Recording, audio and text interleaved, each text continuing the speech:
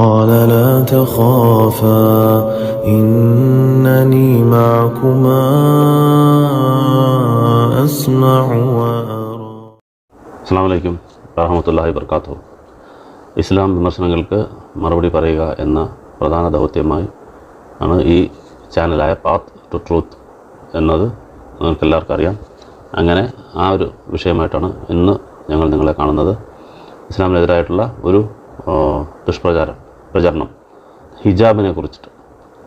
അതായത് ഹിജാബ് അല്ലെങ്കിൽ പർദ അത് എന്തിനാണ് സ്ത്രീകൾക്ക് എന്നുള്ള ആ ടോപ്പിക്കല്ല. അത് ഓൾറെഡി നമ്മൾ ലിയാഖത്തിലേക്കുള്ള വീഡിയോ എന്നുള്ള പരമ്പരയിൽ തന്നെ ഒരു സ്ത്രീ ശരിയായ വസ്ത്രധാരണത്തോടെ അല്ല വരുന്നതെങ്കിൽ അവർക്ക് പല പ്രശ്നങ്ങളും ഉണ്ടാകുന്നുണ്ടെന്നുള്ളത് ആ രീതിയിൽ മറുപടി കൊടുത്തിട്ടുണ്ട്. ഇന്നത്തെ വീഡിയോ അതല്ല. ഹിജാബിൻ്റെ ആയത്ത് സംബന്ധമായിട്ട് വിമർശകർ ഒരു തെറ്റിദ്ധാരണ പരത്തുന്നുണ്ട്. അത് ഉമർ റളിയല്ലാഹു സൗദ ബീവിയെ പുറത്ത് പോകുന്ന കണ്ടിട്ട് പ്രവാചകൻ്റെ അടുത്ത് പറഞ്ഞപ്പോൾ ഉണ്ടായ ഒരായത്താണ് ഈ ഹിജാബിൻ്റെ ആയത്ത്. അപ്പം അത് അതായത് പുറത്ത് അവരുടെ നാച്ചുറൽ കോൾ ഇതിന് എന്താണ് പ്രാഥമിക ആവശ്യത്തിന് വേണ്ടി പുറത്ത് പോയപ്പോൾ ഇങ്ങനെ അങ്ങനെ പോകാൻ പാടില്ല, അവർക്ക് ഹിജാബ് വേണം എന്ന് ഉമർ റളിയല്ലാഹു പറഞ്ഞു. അങ്ങനെ ഉണ്ടായതാണ് ഈ ആയത്ത്. അത് നിങ്ങൾ മുസ്ലിം സ്ത്രീകളെല്ലാം ഇത് ഇടുന്നു, അതുകൊണ്ട് അത് അപ്പിക്കുപ്പായമാണ് എന്ന രീതിയിൽ ഈ ക്രിസ്തംഗികളും അതുപോലെ നിലവാരം കുറഞ്ഞ വേറെ വിമർശകരും ഇങ്ങനെ പരക്കെ പ്രചരിപ്പിക്കുന്നുണ്ട്. അപ്പോൾ അതിനൊരു ഉത്തരവ് ഉള്ള രീതിയിലാണ് നമ്മൾ ഇന്നത്തെ വീഡിയോ ചെയ്യുന്നത്. ഇതിൽ ഇസ്ലാം വിമർശകരുടെ നിലവാരം എന്ന് പറയുന്നത് ഒരു വിമർശനം വരെ നമ്മൾ ചോദിച്ചിട്ടുണ്ട്. ഒറ്റ വിമർശനം ഇസ്ലാമിനെതിരെ നിങ്ങൾ ശരിയായ വിമർശനം എടുത്ത് കാണിക്കൂ എന്ന് പല വീഡിയോകളിൽ നമ്മൾ ചോദിച്ചിട്ടുണ്ട്. അത് ലിയാഖത്തിലാണെങ്കിലും ജബ്ബാർ മാഷാണെങ്കിലും ഇനി ക്രിസ്തംഗികളാണെങ്കിലും ആരെക്കൊണ്ടും ശരിയായ ഒരു വിമർശനം പോലും ഇസ്ലാമിനെതിരെ നടത്താൻ അവർക്ക് പറ്റിയിട്ടില്ല. തെറ്റിദ്ധാരണകളും പിന്നെ ഒരു മാന്യതയില്ലാതെ എന്തും പറയാം എന്നുള്ള രീതിയിൽ വായി തോന്നുന്നതെല്ലാം പറഞ്ഞ് അത് ഇസ്ലാം വിമർശനം എന്ന് പേര് വിട്ട് ഇസ്ലാം എയർലായി അള്ളാഹു എയർലായി എന്ന് പറഞ്ഞു നടക്കുന്ന കൊടിത്തോട്ടം പോലെയുള്ള വളരെ നിലവാരം കുറഞ്ഞ മനുഷ്യർ ഉണ്ടാക്കി വെച്ചേക്കുന്ന ഒരു മായ മാത്രമാണ് ഈ ഇസ്ലാം വിമർശനം എന്ന് പറയുന്നത്. അല്ലാതെ അതിൽ കഴമ്പൊന്നും ഇല്ല എന്നുള്ളത് അതിനൊരു ഉദാഹരണം കൂടാണ് ഈ വീഡിയോ. അവരെത്രത്തോളം ഇതിനെക്കുറിച്ച് അജ്ഞരാണ്, അല്ലെങ്കിൽ ഇസ്ലാമിൻ്റെ എതിരായിട്ടുള്ള വെറുപ്പ് മാത്രമാണ് അവരെ കൊണ്ട് ഇത് ചെയ്യിക്കുന്നത്. എന്തോ അവർ സാധിച്ചു, എന്തെങ്കിലും ഇസ്ലാമിൻ്റെ രണ്ട് ചീത്ത വിളിക്കുമ്പോഴത്തേക്ക് അവർക്ക് മനസ്സിനൊരു ആശ്വാസം. വെള്ളം അടിച്ചു കഴിഞ്ഞാൽ ചിലർക്ക് ഒരു ഇത് തോന്നുമല്ലോ, ആ ഒരു ഇൻടോക്സിക്കേറ്റഡ്, അതുപോലെ അത് വളരെ വൃത്തികെട്ട രീതിയിൽ മൈൻഡ് ഇൻടോക്സിക്കേറ്റഡ് നടക്കുന്ന ഒരു കൂട്ടം ആൾക്കാരാണ് ഈ ക്രിസ്തംഗികളും മറ്റ് ഇസ്ലാമിക വിമർശകരും. മാന്യമായി വിമർശിക്കുന്ന ആൾക്കാരല്ല പറയുന്നത്. കണ്ടതെല്ലാം കാണുന്നതെല്ലാം വെറുതെ വായി തോന്നുന്നതെല്ലാം പറഞ്ഞു നടക്കുന്ന ആളുകളെ കുറിച്ചാണ് ഞാൻ പറഞ്ഞത്. അപ്പം അത് വെറും ഒരു പുകമറയാണ് ഇവർ സൃഷ്ടിക്കുന്നത്. അതിനകത്ത് വസ്തുതകളൊന്നും ഇല്ല എന്ന് നമ്മൾ അവരുടെ ഓരോരോ വിമർശനങ്ങൾ എടുത്ത് വെച്ചിട്ട് നമ്മളൊരു ഉത്തരം നൽകുന്നുണ്ട്. ആ രീതിയിലാണ് ഹിജാബ് എന്നുള്ളതും നിങ്ങൾക്ക് ഈ വീഡിയോ കഴിയുമ്പോൾ നിങ്ങൾക്ക് മനസ്സിലാവും. ഇതിൽ ആദ്യം മനസ്സിലാക്കേണ്ടത്, പൊതുവേ നമ്മൾ പർദ എന്ന് നമ്മുടെ നാടൻ ഭാഷയിൽ പറയുന്നത് സ്ത്രീകൾ ഈ കറുത്ത ഒരു വസ്ത്രം അല്ലെങ്കിൽ ബോഡി മൊത്തവും മൂടിക്കൊണ്ട് നടക്കുന്ന വസ്ത്രം പർദ എന്നാണ് നമ്മൾ സാധാരണ പറയുന്നത്. പക്ഷേ ഖുർആനിൽ പർദ എന്നുള്ള വാക്കേ ഇല്ല. അതാണ് ഉറുദു വേർഡ് എന്നുള്ള അവിടെ നിന്നാണ് വന്നത്. പർദ സ്ക്രീൻ എന്നുള്ള അർത്ഥത്തിൽ അങ്ങനെ വാക്ക് അവിടെ നിന്ന് വന്നാണ് ഇത് പലരും പർദ എന്ന് പറഞ്ഞിട്ട് ബായ പർദ എന്നൊക്കെ പല വാക്കുകളിൽ പറയുന്നത്. ഖുർആൻ ഇതിൽ എന്താണ് പറയുന്നത് എന്നുള്ളതാണ് മെയിൻ. അപ്പം ഇതിനകത്ത് ഖുർആൻ ഈ വിഷയമായിട്ട് രണ്ട് വാക്കുകളാണ് യൂസ് ചെയ്തിരിക്കുന്നത്. രണ്ടല്ലെങ്കിൽ മൂന്നെന്ന് പറയാം. ജിൽബാബ്, കിമാർ, ഹിജാബ്.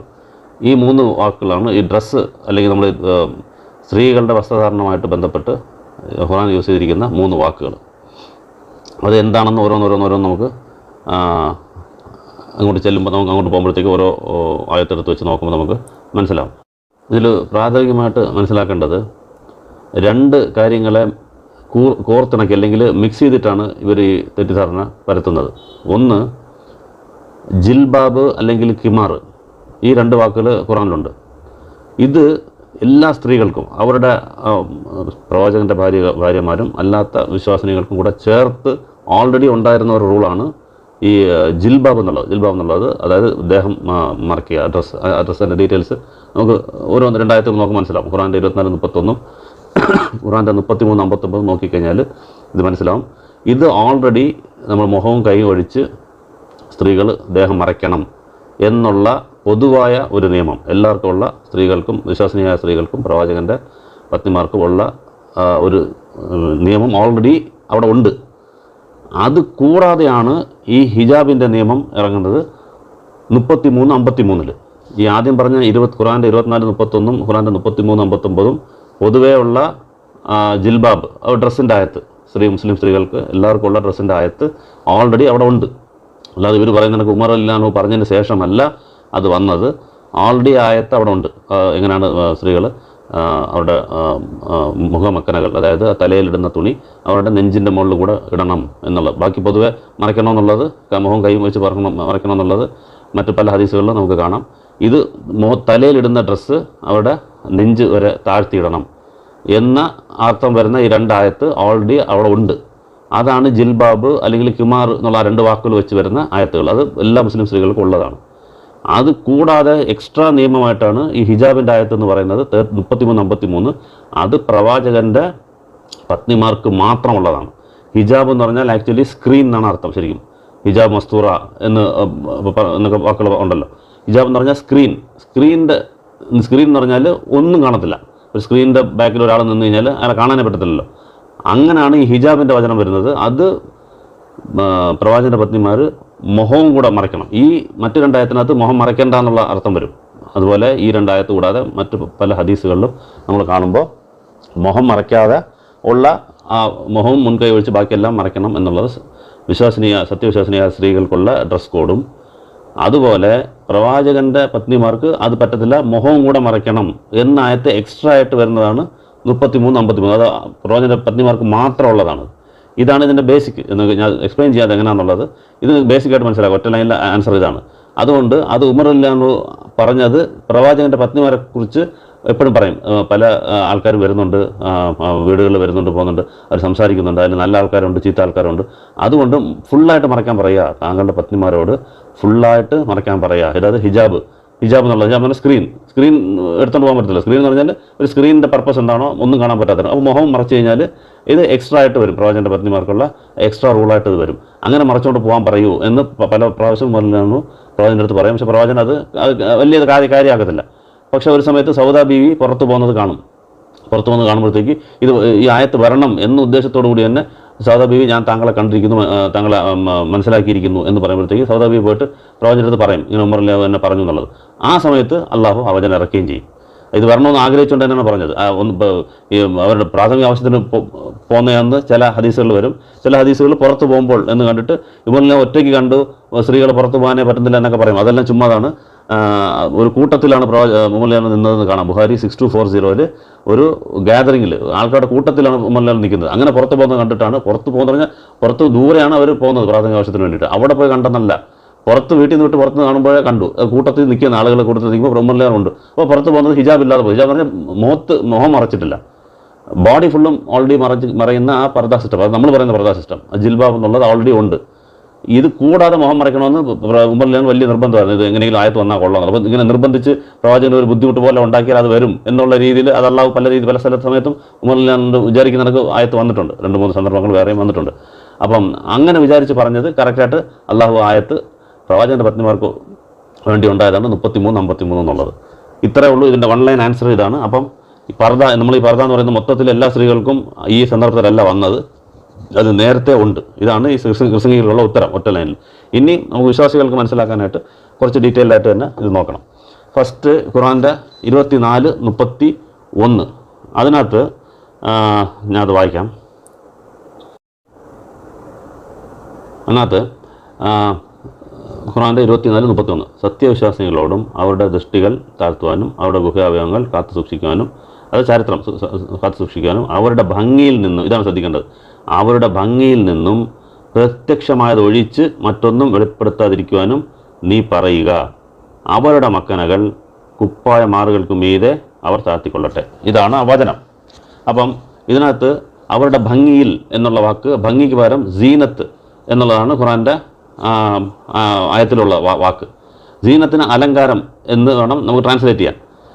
അപ്പോൾ ചില ആൾക്കാർ എന്ത് ചെയ്യുന്നു വെച്ചാൽ ഈ അലങ്കാരം എന്നുള്ളത് മുഖവും ഒരു അലങ്കാരമാണ്, അല്ലെങ്കിൽ മുഖവും ആകർഷിക്കുന്നതാണ്, അതുകൊണ്ട് മുഖവും കൈയും കാലും എല്ലാം മറയ്ക്കണം എന്നുള്ളതിന് ഈ അലങ്കാരത്തിന് ബ്യൂട്ടി അല്ലെങ്കിൽ അവരുടെ സൗന്ദര്യം എന്ന സീനത്തിന് അർത്ഥം കൊടുക്കും. സീനത്തിന് സൗന്ദര്യം എന്ന അർത്ഥം കൊടുത്തിട്ട് മുഖവും കൂടെ മറയ്ക്കണം, മുഖവും കൈയും കാലും എല്ലാം സൗന്ദര്യം തന്നെയാണ്, അത് മറയ്ക്കണമെന്ന് ചില പണ്ഡിതന്മാർ പറയും.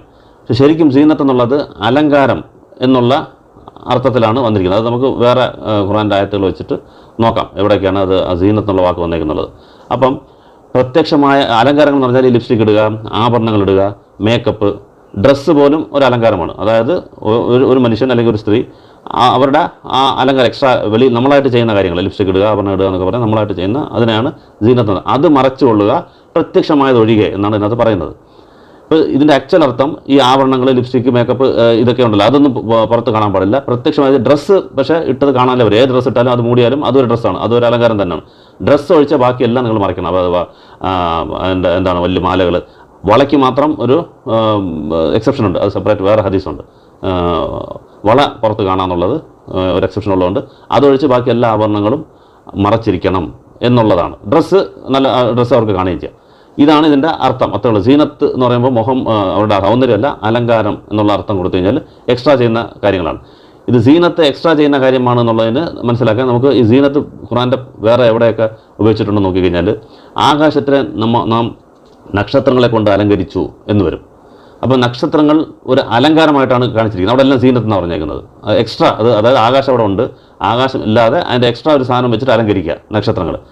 അപ്പം ആകാശം തന്നെ നക്ഷത്രമാവില്ല, ആകാശം തന്നെ സൗന്ദര്യം എന്നുള്ളതല്ല. സീനത്ത് എന്ന് പറഞ്ഞാൽ എക്സ്ട്രാ ആയിട്ട് ചെയ്യുന്നത്. അതിൻ്റെ ആകാശമുണ്ട്, അതിൻ്റെ അല്ലാത്ത കൂടുതലായിട്ട് ചെയ്യുന്ന ഡെക്കറേഷൻസ്, അതാണ് ആ നക്ഷത്രങ്ങൾ എന്ന് പറയുന്ന ആയത്തുകൾ ഖുർആൻ്റെ 15, 16, 37, 6, 41, 12, 50, 6.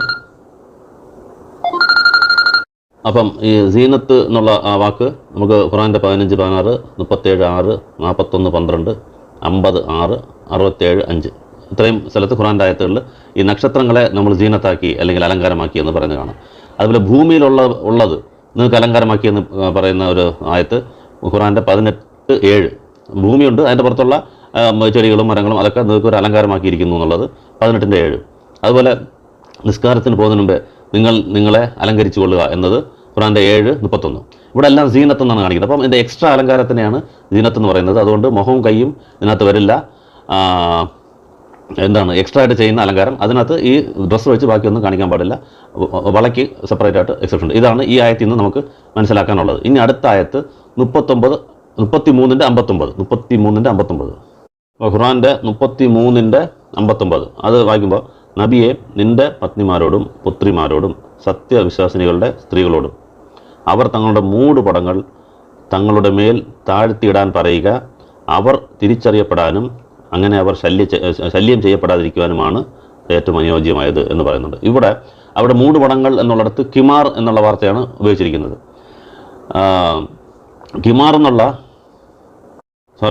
കിമാറല്ല, ജിൽബാബ് എന്നുള്ള വാക്കാണ് ഇവിടെ ഈ മൂടുപടങ്ങൾ എന്നുള്ള സ്ഥലത്ത് ഉപയോഗിച്ചിരിക്കുന്നത്. സ്ത്രീകളോടും അവർ തങ്ങളുടെ മൂടുപടങ്ങൾ തങ്ങളുടെ മേൽ താഴ്ത്തിയിടുക. ഈ ജിൽബാബ് എന്നുള്ള വാക്കാണ് ഇവിടെ ഉപയോഗിച്ചിരിക്കുന്നത്. കിമാർ എന്നുള്ളത് ഞാൻ ആദ്യം വായിച്ച ആയത്തില്ലേ 24, 31 അതിനകത്ത് അവരുടെ മുഖമക്കനകൾ അവരുടെ നെഞ്ചത്തിലേക്ക് താഴ്ത്തിയിടുക എന്നുള്ളതിനകത്ത് കിമാർ എന്ന വാക്കാണ് ഉപയോഗിച്ചിരിക്കുന്നത്. അത് അവിടെ നിൽക്കട്ടെ.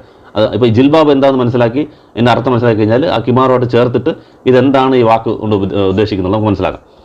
പൊതുവേ ജിൽബാബ് എന്നുള്ളതിന് ഡിക്ഷണറി മീനിങ് പല അർത്ഥങ്ങളുണ്ട്. അതായത് ഈ കിമാർ ഹെഡ് ഡ്രസ്, ഹെഡ് സ്കാർഫ്, മുകളിൽ തലയിലിടുന്ന തുണി, അതിന് അതിന് ജിൽബാബ് എന്ന് പറയാറുണ്ട്. അതുപോലെ മേലങ്കി, ദേഹം മൊത്തം മൂടുന്ന കണക്കുള്ള വലിയ ഷാൾ പോലെ അല്ലെങ്കിൽ വലിയ ഡ്രസ്സ്, ഒറ്റ ഡ്രസ്സ്, അതിന് കിമാർ എന്ന് പറയാറുണ്ട്, ജിൽബാബ് എന്ന് പറയാറുണ്ട്.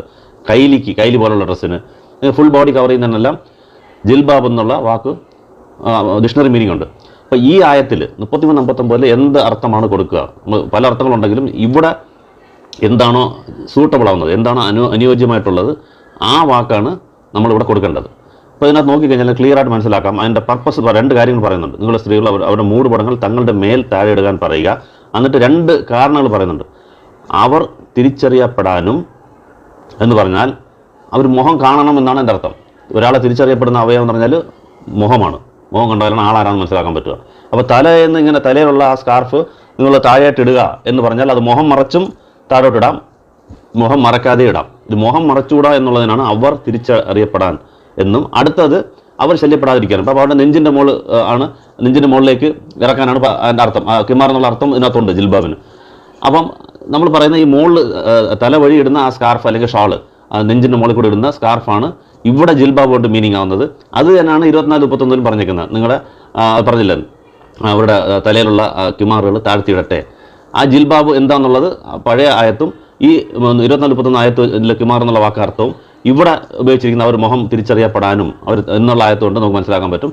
ഇത് മുഖം കാണണം എന്നാണ് ഈ ആയത്ത് പറയുന്നത്. അപ്പം ഈ രണ്ടായത്താണ് ഇസ്ലാമിൻ്റെ ഇതാണ് പർദയുടെ ആയത്ത്. കൈയും ബാക്കിയെല്ലാം മറയ്ക്കണം എന്നുള്ളത് ഹദീസിൽ നിന്ന് കിട്ടും. ഈ ആയത്ത് മുഖം മറച്ചുവിടാം എന്നും അവരുടെ തലയിലുള്ള മക്കനകൾ നെഞ്ചിൻ്റെ മുകളിലൂടെ ഇടണം എന്നുള്ളതും ഈ രണ്ടായത്തു നിന്നും നമുക്ക് മനസ്സിലാക്കാൻ പറ്റും. അതുപോലെ ജിൽബാബ് എന്നുള്ളത് മുഖം മറയ്ക്കാത്തതാണെന്നുള്ളതിന് ഹദീസുകളിൽ ഒരുപാട് ഹദീസുകൾ കാണാം. ഒരെണ്ണം മാത്രം പറയാം. ബുഖാരിയിലെ 351 ഈദിൻ്റെ നിസ്കാരത്തിനകത്ത് സ്ത്രീകൾ മെൻസസ് ഉള്ള സ്ത്രീകളും വരാം എന്ന് പറയുമ്പോഴത്തേക്ക് അതിനകത്തൊരു സ്ത്രീ ചോദിക്കും, ഞങ്ങൾക്ക് ജിൽബാബ് ഇല്ല എന്ന് പറയും. അപ്പോൾ അവർ ജിൽബാബ് ഇല്ലാത്തവർ ജിൽബാബ് ഉള്ളിടത്തുനിന്ന് വാങ്ങിച്ച് നിങ്ങൾ ഇടുക എന്ന് പറയും. അപ്പം പുറത്ത് വരണമെങ്കിൽ ജിൽബാബ് വേണമെന്നുള്ളത് ആ ഹദീസിൽ നിന്ന് കിട്ടി. മറ്റൊരു ഹദീസിൽ മുസ്ലിം 1607 അല്ലെങ്കിൽ മുസ്ലിം 1467 അതിനകത്ത് പ്രവാചകൻ ജുമാ ഖുത്തുബ ആണുങ്ങൾക്ക് വേണ്ടി നടത്തിയിട്ട് പെണ്ണുങ്ങളുടെ സൈഡിൽ പോയിട്ട് ഒരു ഖുത്തുബ കൂടെ നടത്തും. ഇന്നത്തെ പോലെ മൈക്കൊന്നും ഇല്ലാത്തതുകൊണ്ട് അവർക്കും പോയിട്ട് ഖുത്തുബ നടത്തും. അപ്പോൾ അതിനകത്ത് ദാനധർമ്മങ്ങളെക്കുറിച്ചൊക്കെ പറയുന്ന ഒരു ഹദീസാണ്.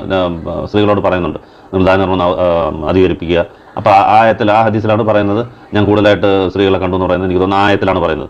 അപ്പോൾ ഈ ഹദീസ് അറിയിക്കുന്ന സഹാബി ഈ ചോദ്യം ചോദിച്ച സ്ത്രീയുടെ കവിള് കറുത്ത ഒരു സ്ത്രീ എന്ന് പറയുന്നുണ്ട്. അപ്പോൾ കവിള് കറുത്ത സ്ത്രീ എന്ന് പറയണമെങ്കിൽ മുഖം മറച്ചിട്ടുണ്ടായില്ല എന്നർത്ഥം. അപ്പോൾ ജിൽബാബ് ഇടാതെയാണ് ഇട്ടിട്ടാണ് സ്ത്രീ വന്നേക്കുന്നത്, ഇല്ലെങ്കിൽ പ്രവാചകൻ ക്വസ്റ്റ്യൻ ചെയ്യും. അപ്പം മുഖം കാണുകയും ചെയ്യാം. അപ്പം ആ മുഖം കണ്ടുവിടാന്നുണ്ടെങ്കിൽ പ്രവാചകൻ ക്വസ്റ്റ്യൻ ചെയ്യുമായിരുന്നു. അപ്പോൾ ഇതിൽ നിന്ന് ജിൽബാബ് എന്താണെന്നുള്ളത് നമുക്ക് ഹദീസിൽ നിന്നും നമുക്ക് മനസ്സിലാക്കാൻ പറ്റുന്നത്. വേറെ ഒരുപാട് ഹദീസുകൾ കാണാം. ഇപ്പോൾ ഒരു ആയിഷ ബീവി പറയുന്നത് സുബഹി നമസ്കാരത്തിന് സ്ത്രീകൾ ഞങ്ങളെല്ലാം പള്ളിയിൽ പോകുമായിരുന്നു, തിരിച്ചു വരുമ്പോൾ സൂര്യൻ ഉദിച്ചിട്ടുണ്ടാവില്ല. അതുകൊണ്ട് സ്ത്രീകൾ ആരൊക്കെയാണെന്ന് ഞങ്ങൾക്ക് ഐഡൻറ്റിഫൈ ചെയ്യാൻ പറ്റിയിട്ടില്ല, തിരിച്ചറിയാൻ പറ്റിയിട്ടില്ല എന്ന് പറയുന്ന ഹദീസ് ബുഖാരിയിലെ 578, 372, 867, 872 എന്നുള്ളത് കാണാം. അപ്പോൾ തിരിച്ചറിയാൻ പറ്റില്ല എന്ന് പറഞ്ഞാൽ അവർ വെളിച്ചമുണ്ടായിരുന്നെങ്കിൽ അവരെ കാണാം എന്നുള്ള അർത്ഥം അതിനകത്ത് വരുന്നുണ്ട്. അപ്പം മുഖം മറച്ചിട്ടില്ല എന്നുള്ളത് അതിനകത്ത് കാണാം. അതുപോലെ ഒരു സ്ത്രീ സ്വദേഹം ദാനം ചെയ്യാൻ പ്രവാചകൻ്റെ അടുത്ത് വന്നു. സ്വദേഹം ദാനം ചെയ്യാന്ന് പറഞ്ഞാൽ മഹറില്ലാതെ വിവാഹം കഴിക്കുക എന്നുള്ളതാണ് എൻ്റെ അർത്ഥം. അപ്പം വിവാഹം കഴിക്കാൻ താല്പര്യപ്പെട്ട ഒരു സ്ത്രീ വരുന്നത് ഒരു സംഭവം ബുഖാരിയിൽ 5030 കാണാം. അപ്പം അങ്ങനെ വരുമ്പോഴത്തേക്ക് പ്രവാചകൻ ആ സ്ത്രീയുടെ മുഖത്ത് നോക്കിയിട്ട് പെട്ടെന്ന് തല അങ്ങ് താഴ്ത്തുന്ന കാണാം. അപ്പോൾ ആ സ്ത്രീ ആരാന്ന് മുഖം കൊണ്ട് ഐഡൻറ്റിഫൈ ചെയ്തുകൊണ്ടല്ലേ മുഖത്തോട്ട് നോക്കിയത്. അപ്പം ആ സമയത്തും ആ ജിൽബാബ് എന്നുള്ളത് മുഖം മറയ്ക്കാനല്ല എന്നുള്ളത് നമുക്ക് മനസ്സിലാക്കാം. അതുപോലെ ബുഖാരി 1466 ബിലാൽ റളിയല്ലാഹു അൻഹു പ്രവാചകൻ്റെ വീട്ടിലേക്ക് വന്നിരുന്ന 2 സ്ത്രീകൾ ചോദ്യം ചോദിക്കേണ്ട അവർ ആരാന്ന് മനസ്സിലാക്കുന്നത് കാണാം ബുഖാരി 1466. അപ്പം മുഖം മറയ്ക്കാത്തതുകൊണ്ടാണ്. അതുപോലെ അങ്ങനെ മറ്റ് പല ഹദീസിലും കാണാം. അവസാനം ഒരു ഹജ്ജ് സമയത്ത് പ്രവാചകനും ഫസൽ ബിൻ അബ്ബാസ് ഒരേ ഒട്ടകത്തിൽ യാത്ര ചെയ്യുമ്പോഴത്തേക്ക് ഫസൽ ബിൻ അബ്ബാസ് തിരിഞ്ഞു നോക്കും, ഒരു സ്ത്രീ ഓപ്പോസിറ്റ് ഡയറക്ഷനിൽ പോകും. അപ്പം പ്രവാചകൻ തല പിരിച്ച് ഇങ്ങോട്ട് തിരിച്ച് അങ്ങോട്ട് നോക്കണ്ട എന്നുള്ള രീതിയിൽ. അപ്പം ഹജ്ജിന് വരുന്ന സ്ത്രീ പോലും എന്താണ് മുഖം മറച്ചിട്ടില്ല എന്നുള്ളത്. ജിൽബാബ് എന്നുള്ളത് മുഖം മറയ്ക്കേണ്ട എന്നുള്ളതാണ്. തലവഴി ഇടുന്നത് നെഞ്ചത്തേക്ക് ഇറക്കിയിടുക എന്നുള്ളത്. ബാക്കി മുഖം കൈ ഒഴിച്ച് ബാക്കിയെല്ലാം മറയ്ക്കണം എന്നുള്ളത് സെപ്പറേറ്റ് ഹദീസും ഉണ്ട്. ഹദീസ് അബൂദാവൂദിൽ 4104 കാണാം.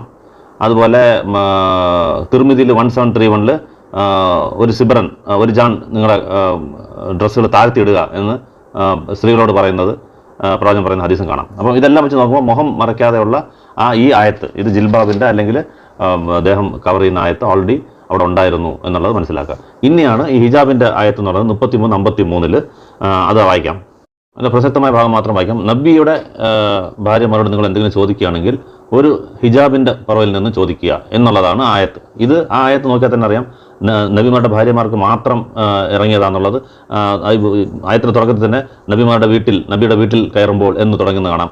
അതുപോലെ തന്നെ ഈ ആയത്തിൻ്റെ മുമ്പ് ഒരു 30-33 വരെയും പ്രവാചകന്റെ പത്നിമാർക്ക് മാത്രമുള്ള നിയമമാണ്. അവർ തെറ്റ് ചെയ്താൽ 2 മടങ്ങ് ശിക്ഷ കിട്ടും, നന്മ ചെയ്താൽ 2 മടങ്ങ് കൂലി കിട്ടും, നിങ്ങൾ മറ്റുള്ള സ്ത്രീകളെ പോലെ അല്ല എന്നെല്ലാം പറയുന്ന ആയത്തുകൾ കാണാം. നിങ്ങൾ പുറത്ത് പോവുകയാണെങ്കിൽ ജാഹിലിയ കാലത്തെ സ്ത്രീകളെ പോലെ പുറത്ത് പോകരുത് എന്ന് പറയുന്ന ആയത്ത് കാണാം. പക്ഷേ പുറത്ത് പോകണമെങ്കിൽ ഹിജാബോടെ പോകണം. അതാ ഈ സ്ക്രീനോടെ ഫുൾ അടച്ച് പോകണം. അതാണ് ഈ 33-33 എക്സ്പ്ലനേഷൻ. പുറത്ത് പോകരുതെന്ന് പറഞ്ഞു. പക്ഷേ ഹിജാബിൻ്റെ ആയത്ത് വരുമ്പോഴത്തേക്ക് പുറത്ത് കാണുന്നില്ലല്ലോ, ഫുള്ള് കവർ ചെയ്യുന്നതുകൊണ്ട് ഫുൾ കവേർഡായിട്ട് പുറത്ത് പോവാം എന്നുള്ള ആയത്ത് ഇതിനകത്ത് വരും. അപ്പം ഇതിന് വരാനുള്ള സന്ദർഭമാണ് ഈ പറയുന്നത്. അത് കാണണമെങ്കിൽ ഉമർ റളിയല്ലാഹുവുമായിട്ട് ബന്ധപ്പെട്ട് ഇവർ പറയുന്ന കാര്യങ്ങൾ ബുഖാരിയിലെ 5466, 1428 അതുപോലെ തന്നെ മുസ്ലിം 1428F സൈനബ് റളിയല്ലാഹു അൻഹയെ പ്രവാചകൻ വിവാഹം കഴിക്കുന്ന സമയത്ത് ആ സമയത്താണ് ഈ ഹിജാബിൻ്റെ ആയത്ത് വരുന്നതെന്നുള്ളത് ഈ റെഫറൻസ് അതിനകത്ത് കിട്ടും. അതുപോലെ ഉമർ റളിയല്ലാഹു അൻഹു അടിക്കടി പറയുമായിരുന്നു പ്രവാചകൻ്റെ അടുത്ത്, നല്ല ആൾക്കാർ ചീത്ത ആൾക്കാരെല്ലാം താങ്കളെ കാണാൻ വരുന്നുണ്ട്, അപ്പോൾ അവരിൽ നിന്നും ഇവരെ ഫുള്ളായിട്ട് വെയിൽ ചെയ്യണം, അതായത് ഹിജാബ് മൊത്തത്തിൽ സ്ക്രീൻ ചെയ്ത് ഒരു മറയ്ക്ക് പിന്നിൽ നിന്ന് സംസാരിക്കണം എന്ന് പല പ്രാവശ്യം പ്രവാചകനോട് സംസാരിച്ചെന്നുള്ളത് ബുഖാരി 402, ബുഖാരി 4790 കാണാം. പക്ഷേ പ്രവാചകൻ ആ സമയത്ത് അത് കാര്യമല്ലോ, വഹി വരാതെ പ്രവാചകൻ പറയാൻ പറ്റത്തില്ലല്ലോ, കാര്യമാക്കില്ല. അപ്പോൾ പ്രവാചകൻ പക്ഷേ ഉമറിൻ്റെ മനസ്സിനകത്ത് ഇതെങ്ങനെയെങ്കിലും ഇവർ വരണം, പ്രവാചകൻ്റെ സ്ത്രീകൾ മറ്റുള്ളവരെ പോലെ അല്ല, അവർ കൂടുതലായിട്ടും മറക്കേണ്ടിയിരിക്കുന്നു, മറ്റുള്ള ആൾക്കാരുടെ മുമ്പിൽ മുഖം പോലും കാണിക്കാതെ വേണം പോകാൻ എന്നുള്ള ആഗ്രഹമുള്ളതുകൊണ്ട് ഇങ്ങനെ ആഗ്രഹിച്ചുകൊണ്ടിരിക്കും. അപ്പോഴാണ് ഒരു സന്ദർഭത്തിൽ സൗദാറിൽ പുറത്ത് പോകുന്നത് കണ്ടത്. ആ മഹദി വന്നിട്ട് നല്ല ഹൈറ്റുള്ള ആളാണ്, അപ്പോൾ അതുകൊണ്ട് ബാക്കിയുള്ള സ്ഥലത്ത് നിന്ന് നല്ല പോകുമ്പോൾ അറിയാൻ പറ്റും. അതുകൊണ്ടാണ് ഉമറിൽ കൂട്ടത്തിൽ നിൽക്കുമ്പോൾ, കുറച്ച് ആൾക്കാരുടെ കൂട്ടത്തിൽ നിൽക്കുമ്പോൾ പുറത്ത് പോകുന്നത് കാണാം. ഇവർ പിന്നെ പ്രാഥമിക ആവശ്യത്തിന് പോകുമ്പോൾ കണ്ടു എന്നൊക്കെ പറഞ്ഞ് വെറുതെ വേണ്ട ആവശ്യമില്ലാത്ത കുത്തിത്തിരിപ്പും തെറ്റിദ്ധരിപ്പിക്കലൊക്കെ വിമർശനം നടത്തും. അവർക്ക് വേറെ നേരെ വിമർശിക്കാനില്ലാത്തതുകൊണ്ട് അങ്ങനെയൊക്കെ പറയും. പക്ഷെ അതല്ല, വീട് വിട്ട് പോകുമ്പോൾ തന്നെ കണ്ടു എന്നുള്ളതാണ്, ആൾക്കാരുടെ കൂട്ടത്തിൽ നിന്നു എന്നുള്ളത് നമ്മൾ അത് ഓൾറെഡി പറഞ്ഞത്. ബുഖാരി 146 കാണാം, അതുപോലെ ബുഖാരി 6240 കാണാം. 6240 കൂട്ടത്തിൽ നിന്നിരുന്നത് കണ്ടു. അപ്പം സൗദയെ തന്നെ വിളിച്ച് പറയും, ഞാൻ കണ്ടിട്ടുണ്ട്, ഞാൻ മനസ്സിലായിട്ടുണ്ട്, ആരാന്ന് പോകുന്നത് ആരാന്ന് മനസ്സിലായിട്ടുണ്ട്. രാത്രിയാണല്ലോ, നല്ല ഹൈറ്റുള്ള ലേഡി ആയതുകൊണ്ട് ആ ഹൈറ്റ് വെച്ച് കണ്ടുപിടിച്ചു ഇത് സൗദ എന്നുള്ളത്. അപ്പോൾ ഇത് സൗദ എന്ന് പ്രവാചകൻ്റെ അടുത്ത് പറയുമ്പോൾ ഇങ്ങനെ പറയുന്നപ്പോഴത്തേക്ക് ആ സമയത്ത് പ്രവാചകൻ ഇങ്ങനെ ഉമറിൽ ചോദിച്ചുകൊണ്ടിരിക്കുകയാണല്ലോ, കറക്റ്റായിട്ട് അള്ളാഹു ആ സമയത്ത് ആയത്തിറക്കും ഹിജാബിൻ്റെ. അപ്പോൾ ഇത് സാധാരണ വിമർശകർ ഇത് ചെയ്യുന്ന പോലെ മൊത്തം സ്ത്രീകൾക്കുള്ള ഹിജാബ് ആയത്ത് ഈ സന്ദർഭം വെച്ചിട്ടല്ല വന്നത്, അത് ഓൾറെഡി ഉണ്ട്. മറ്റുള്ളവർക്ക് സ്ത്രീകൾക്ക് വിശ്വാസ സ്ത്രീകൾ മുഖം കൈ ഒഴിച്ച് ബാക്കിയെല്ലാം മറയ്ക്കണം എന്നുള്ള റൂൾ ഉള്ളപ്പോൾ തന്നെയാണ് പ്രവാചകൻ്റെ പത്നിമാർക്ക് മാത്രമായിട്ട് ഈ ഹിജാബ് ഫുൾ ബോഡി കവർ, അതായത് സ്ക്രീൻ ഇട്ടാൽ എങ്ങനെയാണോ ഒന്ന് കാണാത്ത ആയത്ത് അവർ ഇറങ്ങിയത്. അതുകൊണ്ട് ഇത് ഉമറുല്ലാഹു പറഞ്ഞ സംഭവം സാധാരണ നമ്മളിപ്പോൾ ഇടുന്ന ആ പർദ സിസ്റ്റത്തുമായിട്ട് യാതൊരു ബന്ധവുമില്ല. വെറുതെ നിങ്ങൾ പറഞ്ഞ് കളിയാക്കുക എന്നുള്ള വളരെ താഴ്ന്ന നിലവാരം എന്ന് മാത്രമേ കാണാൻ പറ്റത്തുള്ളൂ. ഇതുകൊണ്ടൊന്നും ഇസ്ലാമിന് നിങ്ങൾക്ക് ഒന്നും ചെയ്യാൻ പറ്റത്തില്ല എന്നുള്ളത് നിങ്ങളുടെ ഈ വളരെ ബാലിശമായ വാദം തന്നെയാണ് തെളിവ്. മറ്റൊരു വിമർശനത്തിന് മറുപടിയായിട്ട് അടുത്ത വീഡിയോ